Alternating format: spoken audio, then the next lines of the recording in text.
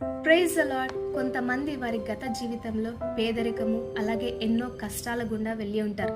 తరువాత దేవుడు వారిని ఆశీర్వదించగానే వారి హృదయంలోనికి గర్వం వస్తుంది. దేవుని వాక్యం సెలవిస్తుంది, నాశనానికి ముందు గర్వం నడుస్తుంది అని. కానీ బైబిల్లో దావీదును దేవుడు ఆశీర్వదించిన కొలది గర్వం రాలేదు, కానీ ఇంకా అంచెలంచెలుగా దీవించబడ్డాడు.